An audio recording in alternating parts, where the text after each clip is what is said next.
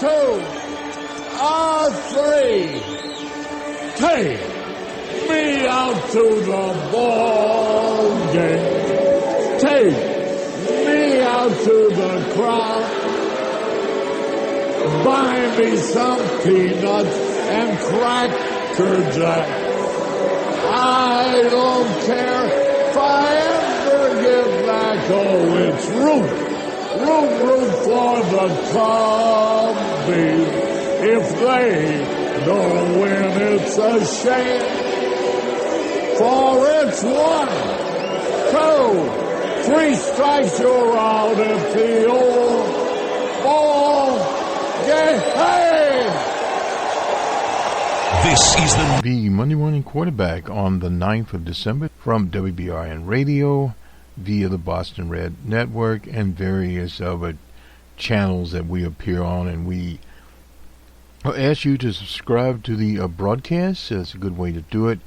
Whether you be on Google Podcasts, on Stitcher, on Spreaker, on Twitter, on Facebook,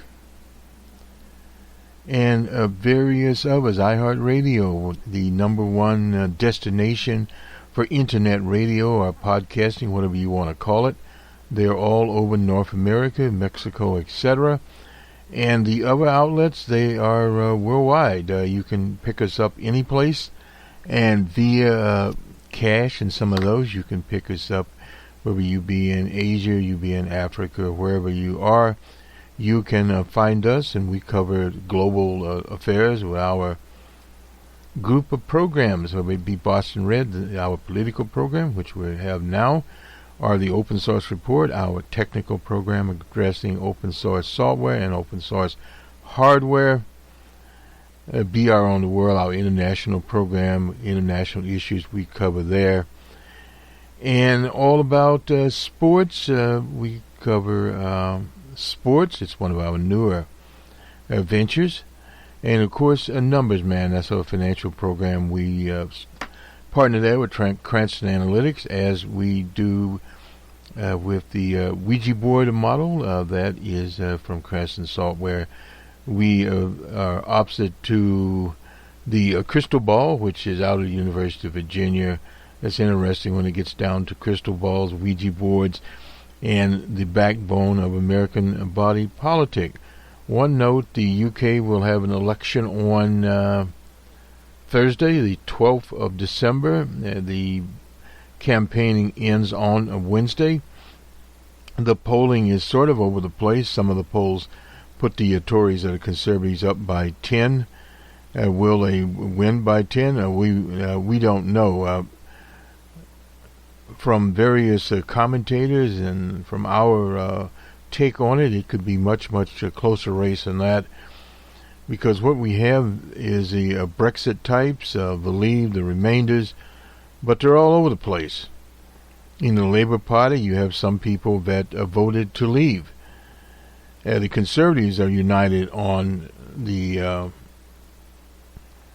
Leave part of it, and then the Lib Dems, that's a Social Democrat, another a Liberal Party.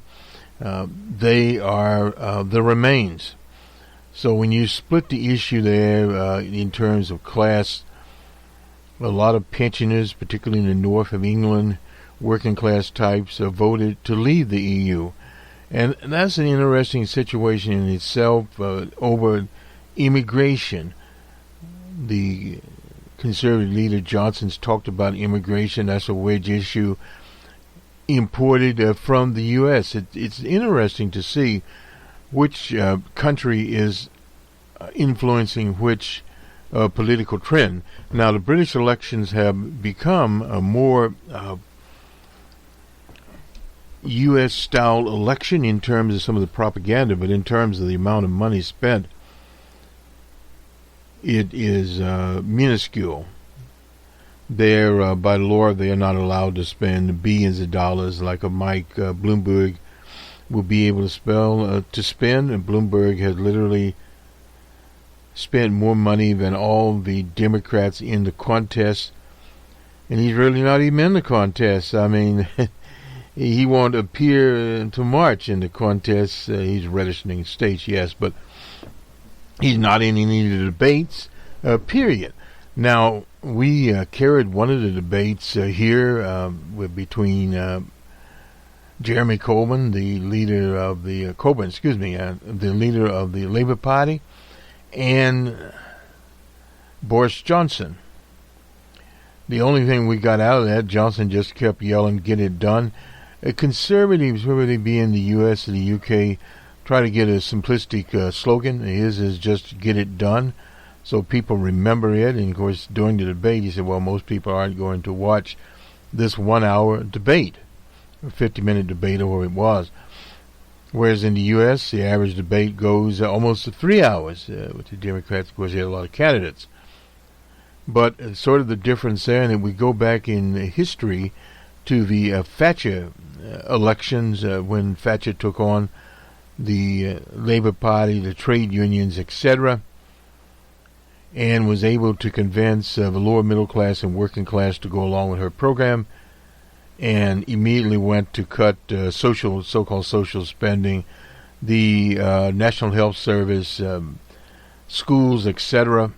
And that was a blueprint for the election in the U.S. of Ronald Reagan coming out of California that set back progressive movements in the U.S. by over 20 years.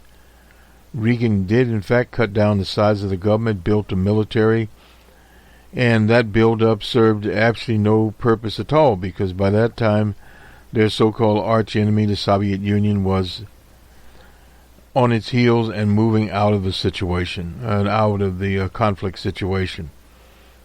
So that building of military ships, planes, etc., and when we were at Jobs with Peace, this is one of the situations that actually creates very, very little value. The only value in that type of spending is created for the people that own the shipyards or the Martin Marietta's of the world, or whomever, that do military contracting. Those were the people that benefited, and of course those in the military got raises there, and the rest of the government was cannibalized. So we had 8 years of cannibalization under Reagan, and Thatcher had a rough road also economic. Her one rallying cry was to the Malvinas or the Falkland Islands, what do you want to call it. A dirty little war thousands of miles from the UK. And that was basically with Argentina at the time. Anyway, nonetheless, that was how the movements were set. The Brexit movement, of course, being based on immigration from the EU, primarily people from Eastern Europe. That is the issue we have, and that is the issue we have today. But reports are coming out to conflict Johnson, particularly the Irish border situation. There will have to be a hard border between Ireland and Northern Ireland, which could ignite what they call the Troubles, violent conflict within that particular area. And also the loss of GDP. Some firms are already moving out of the UK. There will be a job loss, economic disruption as part of this will go on in the UK. Of course, in the US, we have the Ukrainian situation. We did a special program on it. And the committee, this is the Judiciary Committee, have sent or have fashioned a letter. We'll get to it in just a second here. And in this program, time permitting, we have Jim Brown, the former footballer in the NFL, talking about the state of retired footballers that played around his time that appear at these various events, many of them on walking canes and in wheelchairs. A sad event. And the state of the college playoffs, there we'll talk about it also. And while we're in this segment, in the Chicago suburb where the Northwestern University is, Evanston, Illinois, incidentally, has passed a comprehensive decriminalization and making regulation of marijuana legal in the state of Illinois, and also the establishment of cannabis shops What Evanston is going to do, and this is very interesting, they're actually going to use the proceeds from 10 years from the tax on cannabis, that's in the city of Evanston, Illinois, for reparation to their African community. It will be given in terms of aid in redlining, purchasing of houses, education, training, a variety of things where it reaches the citizenship in Evanston. At one time, Evanston was roughly 19, I don't have my notes here, but roughly 19%, 20% African American. That has went down some, but still servicing the community that is there now. They will address that under reparations.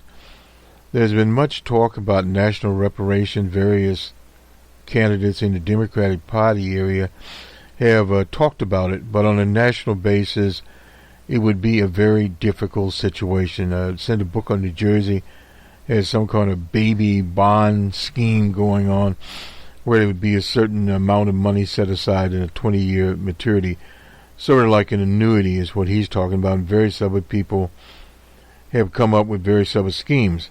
But the likelihood of that passing nationally is not good, period. Particularly in the polarized atmosphere that is now, that we see here in the U.S. So this is a local solution, and perhaps we'll have more local solutions targeted at people that have been historically denied redlining, the number of dodgy loans given to people that they lost housing and that sort of thing.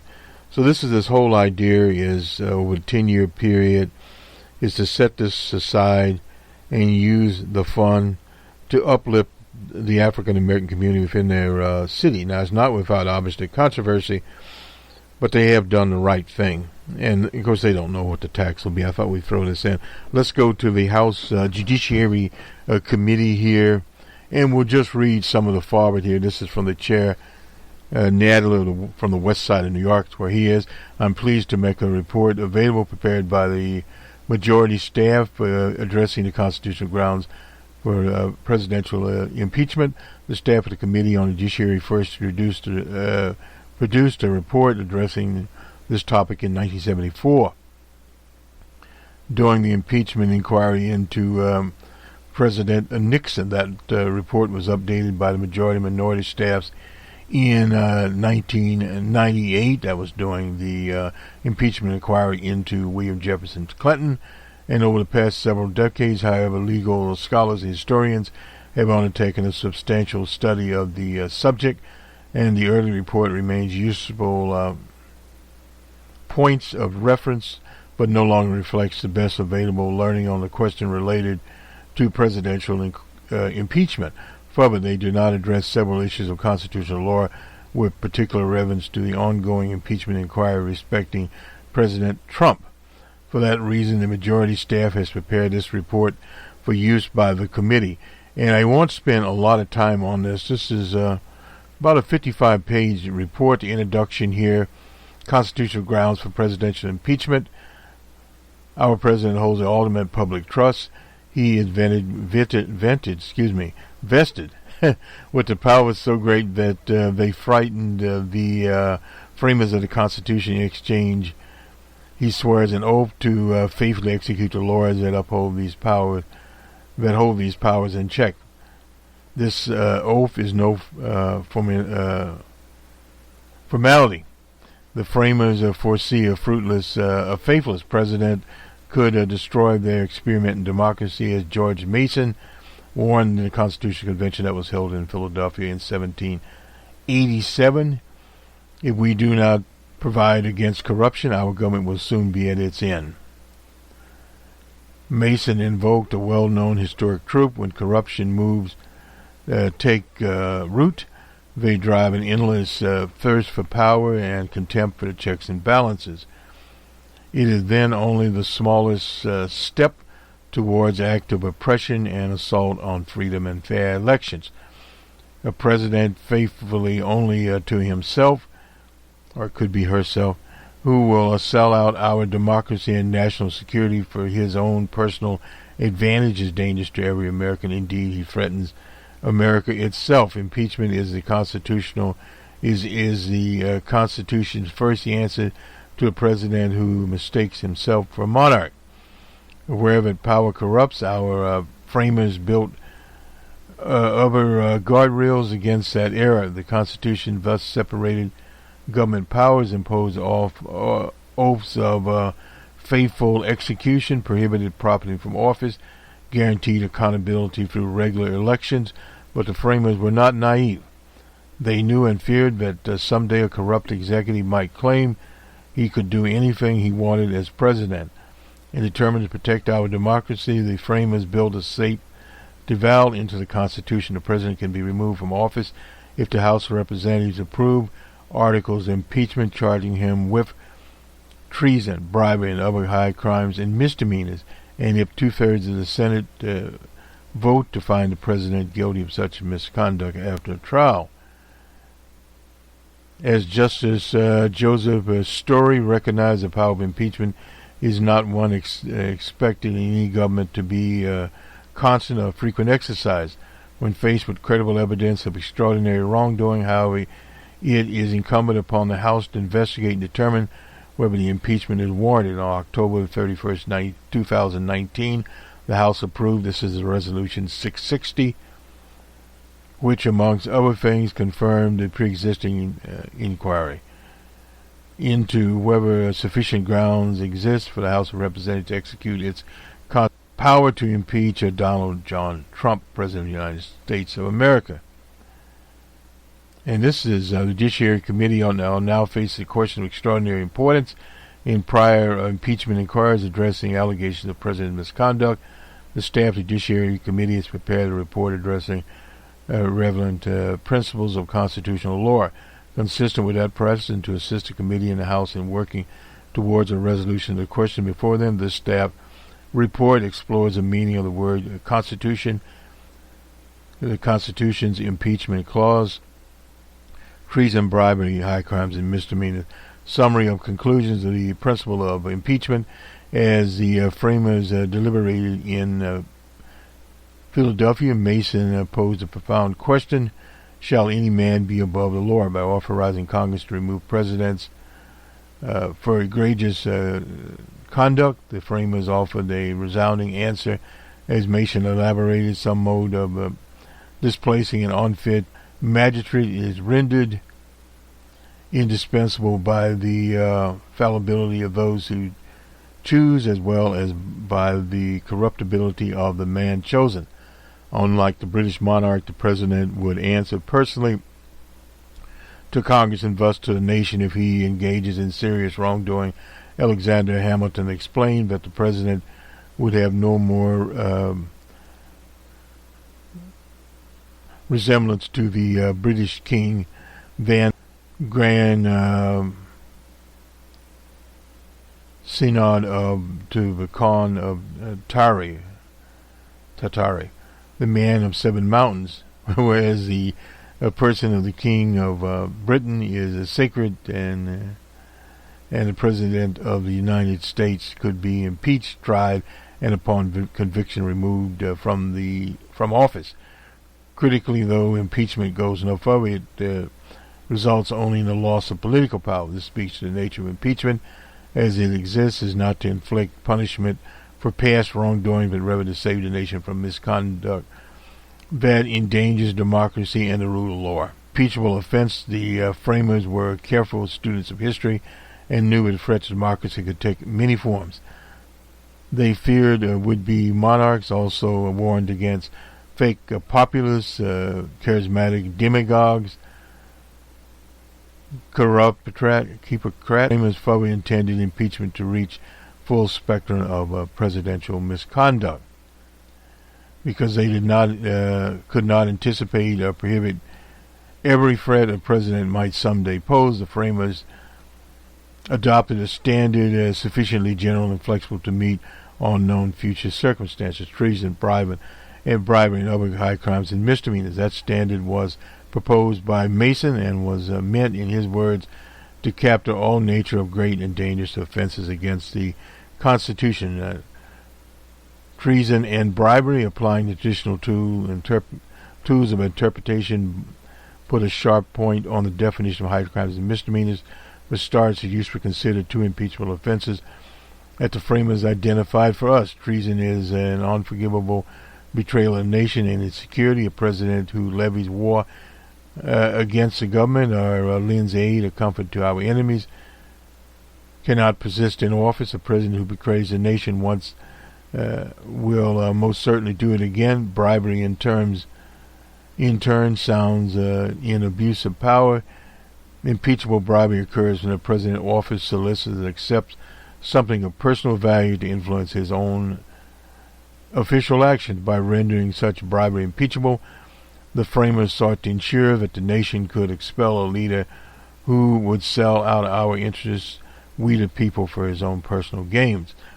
In identifying high crimes and misdemeanors, we are guided by the text and structure of the Constitution, the records of the Constitutional Convention, and states ratifying debates and history of impeachment practices. These sources demonstrated that the framers principally intended impeachment for three overlapping forms of presidential wrongdoing: abuse of power, betrayal of the nation through foreign engagements, and three, corruption of office and elections. If any one of these violations of public trust justifies impeachment, when combined in a single course of conduct, they state the strongest possible case for impeachment and removal from office. Abuse of power. There are at least as many ways to abuse power as there are power vested in the president. I'll leave it at that. Richard Nixon's conduct comes to exemplify impeachable abuse of power. He acted with corrupt motives in obstructing justice and using official power to target his political enemies. His decision to unlawfully defy subpoenas by the House of Representatives, that rings true today. Betrayal involving foreign powers. As much as the framers feared abuse, they feared betrayal still more. That anxiety is shot through their discussion of impeachment, explaining why treason heads the constitutional list of impeachable offenses. James Madison put it simply: the president might betray his trust to foreign powers, although the framers did not intend impeachment for good faith disagreements on matter of diplomacy. Corruption, lurking beneath the framers' discussion of impeachment, was the most ancient and impeccable foe of democracy. Corruption. The framers saw no shortage of threats to the republic and sought to guard against it. As Madison put it, corruption might be fatal to the republic. It's not just a matter of throwing briberies. It was a far more expansive challenge. The framers celebrated civil virtue and love of country. Impeachment was seen as necessary for president's conduct, corrupting our system of political self-government. And they cite Washington's address. Conclusion regarding the nature of impeachment: impeachable offenses. In some history teaches that high crimes and misdemeanors refers mainly to acts committed by public officials using their powers of privilege that inflict grave harm on our political order. Such great and dangerous offenses include treason, bribery, serious abuse of power, betrayal of national interest through foreign entanglements, and corruption of office and elections. They were unified by a clear theme: officials who abuse, abandon, and sought personal benefit from their public trust. Criminality issues. Occasionally suggested that presidents can be impeached only if they have committed crimes. That position was rejected in the Nixon case and then rejected in President Clinton's, and should be rejected once more. Offenses against the Constitution are different than offenses against the criminal code. And this is the crux of the argument the Republicans make, and it answers it. And some crimes are like jaywalking, are not impeachable. Some forms of misconduct may offend both the Constitution and criminal law. Impeachment and criminality must therefore be assessed separately, even though the president's commission of an indicatable crime may further support a case for impeachment and removal. Fallacies about impeachment. The final section of this report, we briefly address 6 falsehoods about impeachment that are recently drawn public notice. First, contrary to mistaken claims and otherwise, we demonstrate the current impeachment inquiry has compiled in every aspect with the Constitution, rules of the House, and historic precedent of the House. Secondly, we address several evidentiary matters. The House impeachment inquiry has compiled substantial direct and circumstantial evidence bearing on issues at hand. Third, we consider President Trump's claim that his actions are protected under his right, under Article 2 of the Constitution, to do whatever I want as president. This claim is wrong, and profoundly so, because our Constitution rejects pretensions to monarchs and binds presidents with the law. Fourth, we address whether the House must accept at face value Trump's claim that his motives were not corrupt. In short, no. When the House probes the president's state of mind, it mandates to find the facts. Fifth, explain that an attempted president wrongdoing is impeachable. Madison himself said at the Constitution Convention, where he describes attempts to subvert the Constitution as core examples of great and dangerous offense. The Judiciary Committee reached the same conclusion in President Nixon's case. Historic president thus confirmed ineptitude and insubordination do not afford the president a defense. And finally, we consider whether impeachment nullifies the last election or denies the rights of voters in the next one. The framers themselves waited on this question. They considered relying solely on elections rather than impeachment to remove wayward presidents. That position was finally rejected. No president is entitled to persist in office after committing high crimes and misdemeanors, and no one who voted for him in the last election is entitled to expect he will do so. Purpose of impeachment: freedoms must be not be taken for granted. Framers of the Constitution knew this, and we'll move right through this. Arthur Schlesinger Jr. Framers therefore erected safeguards against president's abuse. The president's election every 4 years, and established an electoral college, which they hope would select capable leaders and refuse to re-elect corrupt ones. And they cite several other historians, won't go into this. And a lot of this is on what Madison said and what records at the Constitutional Convention said to us, what's an impeachable offense. As careful students of history, the framers knew that threats to democracy could take many forms. False populists, charismatic demagogues, corrupt. Hamilton, writing in Federalist 1, that of these men who have overturned the liabilities of republics, the greatest number have begun their career paying court to the people, commencing demagoguery and ending tyrants. And they point to lessons from Britain. We won't go so much into that. Let's wrap this up now. We kind of went a little bit over here. I'm going to get down to the last few pages of this report, and we will append this report, venture into it. President Johnson declared that a white man alone must manage the South, convinced that political control by African Americans would cause a relapse into barbarism. Now, this was Andrew Johnson, incidentally. Johnson vetoed the civil rights laws. When Congress overrode him, he refused to enforce the law. The result was disastrous. No doubt about that. It was a one-vote margin. He almost was impeached rather than directly target Johnson's faithless execution of law and his illegitimate moves in wielding power. The House resorted to charges based upon treason of the Office Act, but in reality the shaky claim prosecuted by the House obscured a far more compelling basis for removal. That Johnson virtueless of executive power to sabotage the Reconstruction posed a more threat to the nation and to civil and political rights as reconstituted after the Civil War. The country was in the thorns of a second founding. Putting all this together, the framers repeatedly confirmed that presidents can be impeached for grave abuse of power. and that would have applied to Johnson. It's good they put this in here. And a lot of emphasis there on corruption of office and elections, and this applies in this scenario. Will it prevail? Well, there's 3/4 of the vote that have to be done in the Senate, and the Republicans, this is the only ticket to ride they have.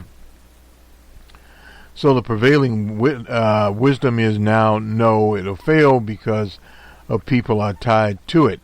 It's been argued that the House has not followed the proper procedure in ongoing impeachment inquiry. We consider these arguments and find that they lack merit. And you'll hear more of that this week. There's a live session later today, and they will be talking about some of the same things and the actual drafting by the House of articles of impeachment. They hope to finish that by Santa's Day. Not etched in stone now, period. So some things we don't know. In some instances in which Richard M. Nixon abused power of his office, his unlawful and improper objective was not achieved, but this does not make the abuse of power any less serious nor diminish the application of the impeachment remedy. The principle was started by Supreme Court Justice William Johnson in 1808. If an officer attempts to act inconsistently with the duties of his station, it is presumed that the failure of the attempt would not exempt him from liability to be impeached. Should the president head a conspiracy for usurpation of absolute power, it is hopefully no one will contend that defending his machinations would restore him to innocence. And a lot of this is going back to Tricky Dicky and I'm finishing this up now. Common sense confirms that law is provided a president may be impeached where he attempts a grave abuse of power and is caught along the way, abandons his plan, and subsequently seeks to conceal his wrongdoing. A president who attempts impeachment offenses would certainly attempt them again. The impeachment power exists so that the nation can remove such a president. Impeachment is part of the democratic governance, as House Judiciary Committee Peter Rodino had the Rodino rule in 1974. It's under our Constitution, supreme law of our land, that we proceed through the sole power of impeachment. Impeachment is part of the democratic constitutional governance, not an exception to it. It results in the president's removal from office only when the majority of the House, then a supermajority, now this is key, supermajority of the Senate concludes that he has engaged in sufficiently grave misconduct that his tenure in office must be brought to an early end. No president is entitled to persist in office after committing high crimes and misdemeanors. No vote is entitled to expect that their preferred candidate will do so under the Constitution. When a president engages in great and dangerous offenses against the nation, he thus betray their oath of office. Impeachment removal by Congress may be necessary to protect the democracy. Holding the president accountable for high crimes and misdemeanors not only opposes democracy but also vindicates separation of powers. Representative Robert Kirschmeyer explained that was in 1974. The powers of impeachment is not intended to obstruct or weaken the office of president. It's intended to finally remedy against executive excess. The conclusion, as Madison recognized in framing a government which to be administered by men over men, the greatest difficulty lies in this: you must first enable the government to control the governed, and in the next place obligate it to control itself.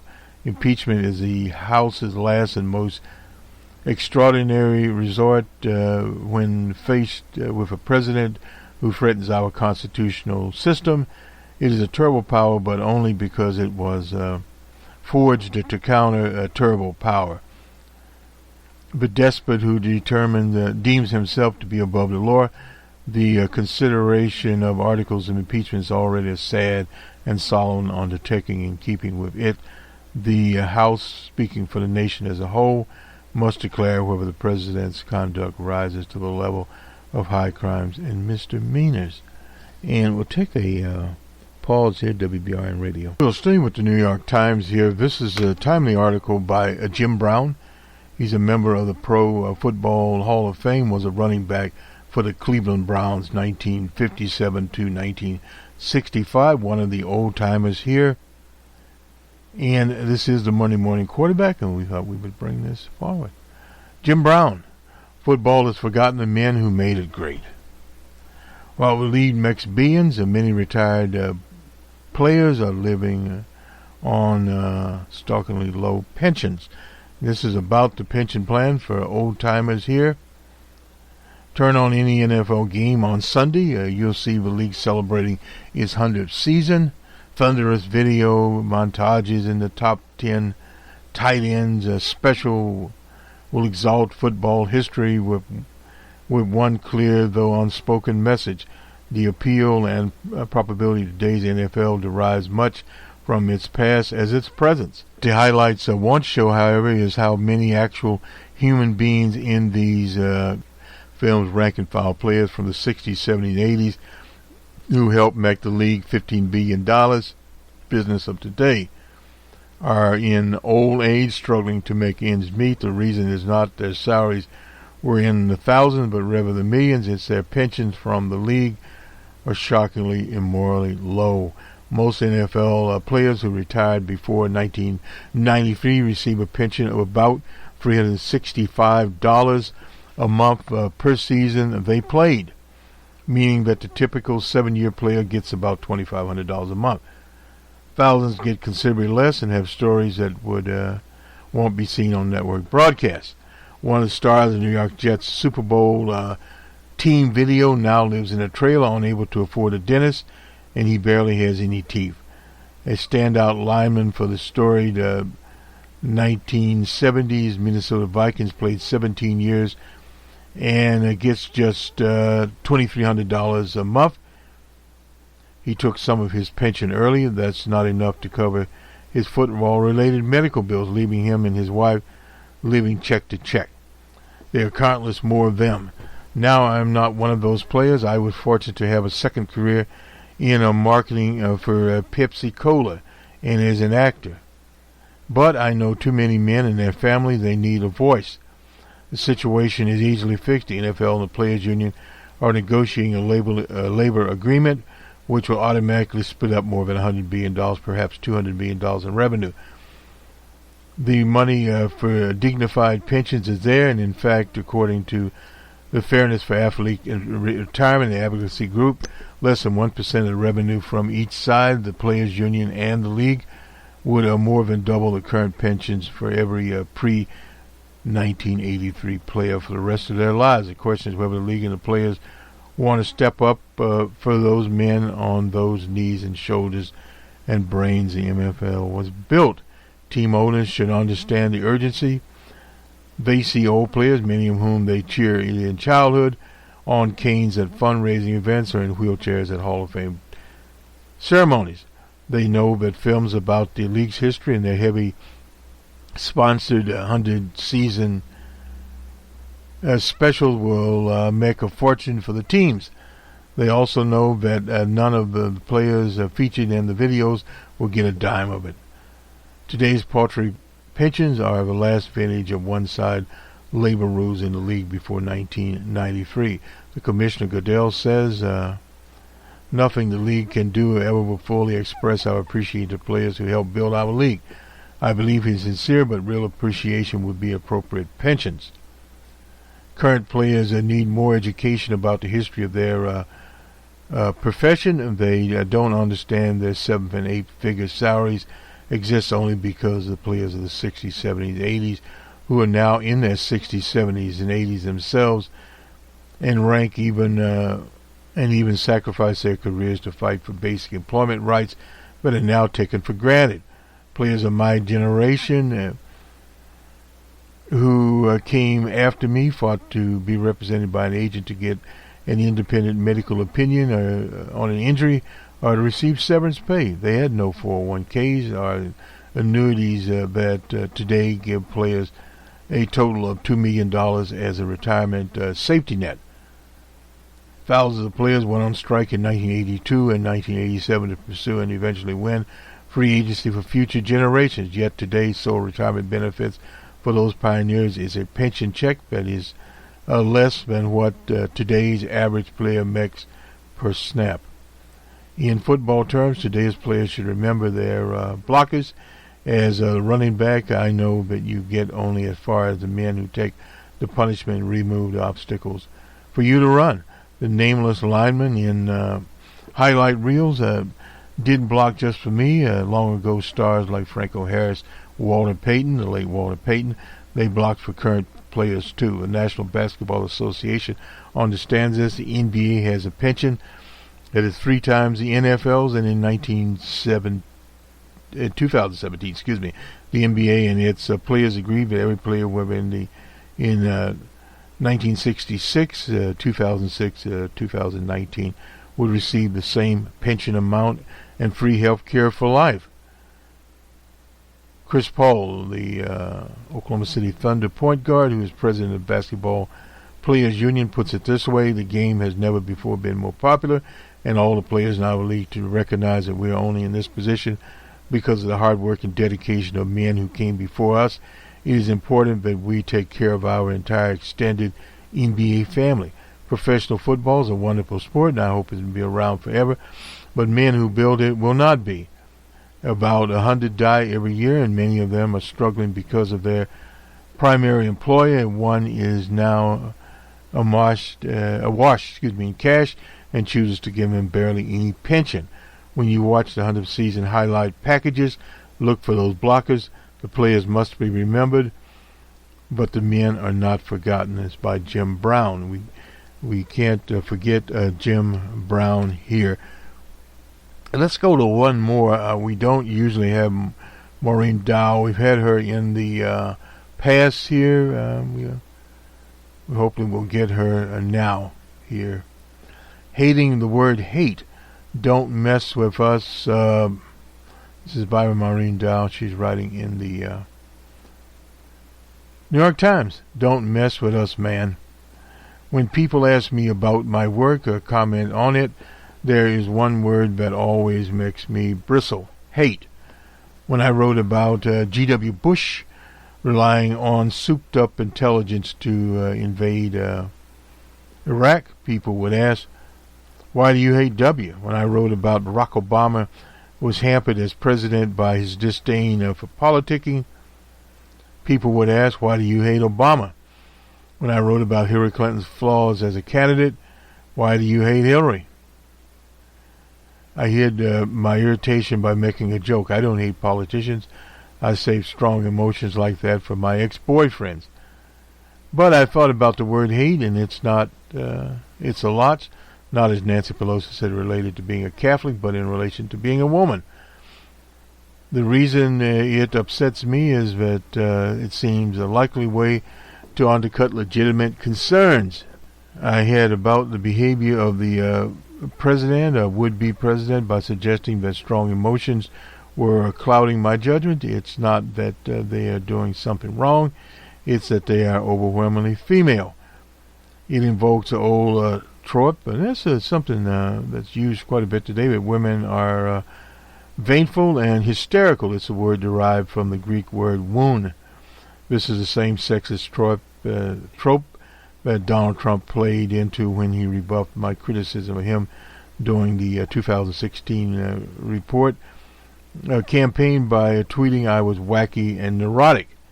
So I understand why reporter James Rossen got under the speaker's skin when he asked if her decision that I'm speaking of somebody else here, that the House would draw up impeachment articles that was inspired by an irrational rather than the rational. She wore white, but she saw red. When Rosen asked President Madison speaker, Pelosi wiggled her finger at him and said, I don't hate anyone. With more to say, she strolled back to the microphone. As a Catholic, I resent you using the word hate in a sentence that addresses me. I don't hate anyone. I was raised in a way that is is a heart full of love and always pray for the president. Before she walked off, delivered the coup de grace, to a chastised Rosen. So don't mess with me when it comes to words like that. Within an hour, the president had particularly trashed her, saying she was a nervous fit. Returning to Fred Bear Kendron of women as hysterical. He said he didn't believe that Pelosi prayed for him. But she does. I talked with her about it in August when she was still keeping impeachment at bay after visiting the chapel at Trinity where she went to college. She said that she prays for the president at night in her apartment in Georgetown in church on Sunday. The prayer, she said, is that God will open his heart to meet the needs of the American people. She said that she, when complaining to her pastor that her prayers were not working, maybe they're not working hard enough, the priest replied. Pelosi's own branding effort was effective because it wasn't someone whining or feeling sorry for herself. It was someone laying down the law without worrying that a man would label vigorous, nervous Nancy. Hardly. She was more like John Wayne minus the racism and colonialism. In Iowa, meanwhile, Joe Biden erupted on an 85-year-old retired farmer who brought up Hunter Biden's nepotistic payday from a Ukrainian energy company. The farmer had his facts twisted, mistakenly claiming that Biden had sent his son to work Ukraine to access the president. John McCain had a blazing temperature, but he set the template of how to handle an old Midwestern voter who, in fact, botched up finally but politely. Biden's outburst, "You're a damn liar," he snapped, showed that he still thinks any question about his son's windfall while he was vice president out of line, even though Hunter himself has acknowledged using a poor judgment. Well, Hunter is dodgy. It also shows that he had no answer for something that is bound to be a big part of the general election, since it's at the heart of the crazy Rudy Duty conspiracy theory that provoked the impeachment requirement. If Joe Biden can handle an 83-year-old retired farmer without losing his cool, how can he handle a 73-year-old pariah? Withholding the $400 million of military aid to a fledgling democracy on attack from Russia is a different universe than making quick buck off of the Washington influence machine. But that the framers is not the only voter who thinks a little queasy about Joe Biden not stopping Hunter from making a money grab in Ukraine while Vice President was pushing Ukrainians to be less corrupt. President Trump's transatlantic pour after learning when other world leaders were caught on tape mocking. It was typical, but still pathetic. Anyway, he brings to mind the paradox of Cassandra. Her gift was that she could see into the future, but her curse was that no one believed her. Trump's triumph is that he sought attention his whole life, and now he can command all the attention in the world. But his curse is that the attention he attracts is largely ridiculed and repulsive. Fortunately for the president, one person in Washington is praying for him. That is Nancy Pelosi. That's an interesting situation here. Her take, I suppose, on the power of prayer. That's in the moral frame with the evangelicals. I suppose they believe in the power of prayer. They are praying for DJ Trump's re-election. And where that goes, we honestly don't know. It's one of those things. The polls here, there was not very much polling at all out here. In Iowa, we'll finish the story up on little Mayor Petey from South Bend. The headline here in the Washington Post, when the judge released his summary of his work for consulting firm McKinsey. I'm sorry I called it Deloitte Touche. It was that. In Grinnell, Iowa, Pete on Friday released what he called a summary of his work during 2.5 years with McKinsey & Company, a behemoth consulting attempt to provide as much clarity as possible about his record amidst increased calls for transparency about his time at the consultancy. In a statement issued by his campaign, he reiterated his request to McKinsey to free him from the confidentiality agreement that prevents him from disclosing further details. His campaign has asked the company to free him from that agreement once before, but the company did not obligate. I was assigned to month-long stints on teams. It's typical of 3 or 4 people working on a study for a client, but the bulk of my work on those teams consisted of doing a mathematical analysis, conducting research, and preparing presentations. I never worked on a project inconsistent with my values. While he does not disclose the names of private companies, he outlined several projects which was assigned during his tenure.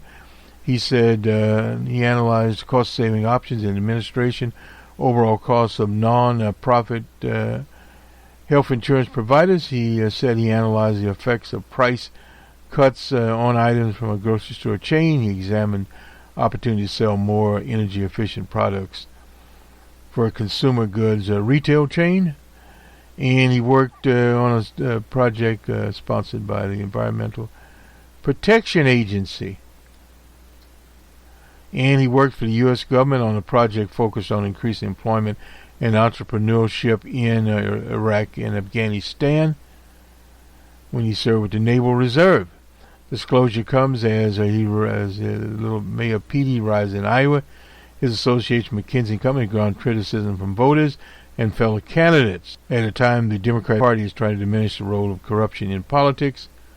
McKinsey, one of the nation's largest and most lucrative concerns, has a reputation for secrecy. ProPublica published a report detailing its work for ICE. I believe transparency is particularly important. I am today reiterating my request. Well, he can reiterate that all he wants. His reference to releasing his tax returns is one of several jabs he throws at transparency. One is Arkin Buttigieg should open his fundraisers to the press, something he said Friday he doesn't like to do out of respect for privacy of the host. I bet. The need for Buttigieg to distance himself from McKinsey's secret corporate representation, address his closed-door fundraisers, goes to the heart of the matter. He's called as Wall Street Pete. We did a special calling him the man from Facebook. Somebody carried that sign, said Wall Street Pete. I remember when they said the same thing about Barack Obama. Then he set up a consumer protection agency. Well, that was Elizabeth Warren's situation. An hour or so after the release of the summary, it was clear that some had hoped he would go forward in an event moderated by the mayor of Chicago and Waterloo, Iowa, pressed Buttigieg to break his non-disclosure deal. Lightfoot told him on stage in front of a few hundred people, I'm going to give them a chance to do the right thing. Anyways, I urge them, well, he knows that they will not do this. That is a principle of McKinsey & Company, and sorry that we got that wrong. Sometimes you do. Let me just see if I can get this up on college football as we close this out here. College football winners and losers, who will land a number 1 seed. This is from the Washington Post, not known for its sports, by Patrick Stevens. This is on December the 8th. You don't love it when months of idle chatter and drag into various scenarios ultimately provide relatively pointless. Big Ten champions, that is Ohio. The SEC, they are 13-0. The SEC, Louisiana State, and AAC champion Clemson, they're all 13-1. All remained undefeated. There's basically no chance an undefeated Power Conference champion will miss the playoffs unless there's some 5 of them. Oklahoma Sooners, they're 12-1. Big 12 winners, is the only other Power Conference that with less than 2 losses. Georgia is 11-2, didn't win its league, and has a home loss of 4-8 to South Carolina. Baylor lost to the Sooners twice. Well, and the Oregon Ducks in there. With any bracketing that arises, will center on who lands the number 1 seed. Ohio State was the top team in the committee's weekly edict. So we'll see how all that turns out. Ohio State 13-1. The Buckeyes in the second half for the first time all season in the Big Ten title game. That was to Wisconsin. They rattled off 27 points in a row to bear Wisconsin 34-21. And sorry about that, caller. Remained undefeated. Ohio State has a pair of victories over the Badgers, 10-3. Defeated Penn State, 10-2. Michigan 3.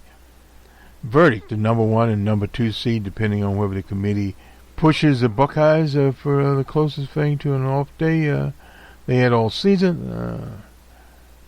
Punishes. I would have said pushes. Anyway, and Joe Burrow for Heisman train made its final stop in Atlanta. He threw for 349 yards and 4 touchdowns. The Tigers' blowout defeat of Georgia. Number 1 or number 2 in the playoffs. That's the verdict here. Clemson scored 6-6 in North Carolina in its rout of 62-7 over Virginia. That doesn't really matter. Clemson is now won 28 in a row, and everyone popped to number there. And C.D. Lamb, who didn't play in the Sooners' first game against Baylor, had 8 catches in 170 Big 12 title game. They of course defeated the Sooners. Everything broke right for Oklahoma this weekend after losses by Utah and Georgia. The Sooners did pass, outlasting Baylor to get into the barn at 12-1.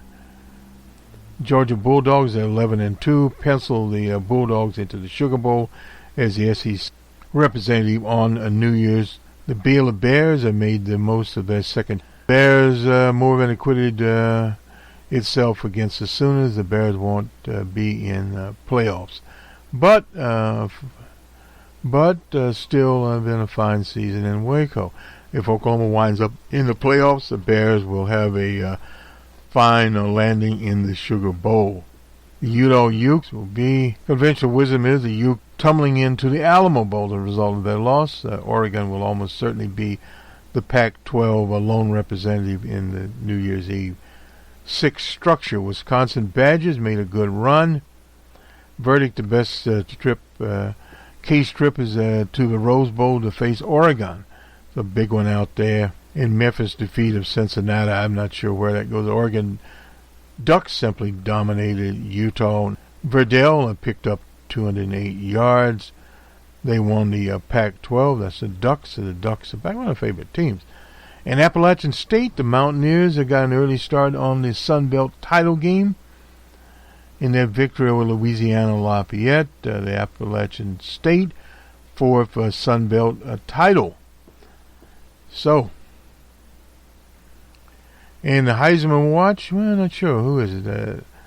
The quarterback at LSU, Joe Burrow. And Jalen Hunt, he's a quarterback at Oklahoma. He has 3,347 yards. This Burrow has 4,366 yards. And Justin Fields of Ohio State has 265 yards. And Jonathan Taylor of Wisconsin, 1,760. Running back J.K.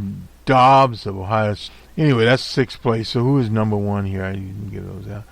Oh, Joey Burrow is their number 1 choice for the Heisman. And then you have Jalen Hunt. They prove he's a quarterback, 308 yards over his last 2 games. But on the bright side, he did catch a pass in the Sooner game defeat of Oklahoma State, and has played on undefeated teams, ranked 2nd in the country in passing, need 2 touchdowns to take over the national lead in the category. At Heisman Capnip last week won. As Joey Burrow is number 1. And the yards here impressive if they take it for yardage. He has 44 TDs, 6 interceptions.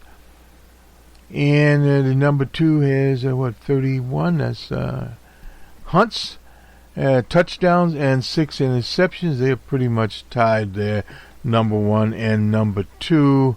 Well, actually, Ohio State's Justin Fields has 37 touchdowns and only 1 interception there.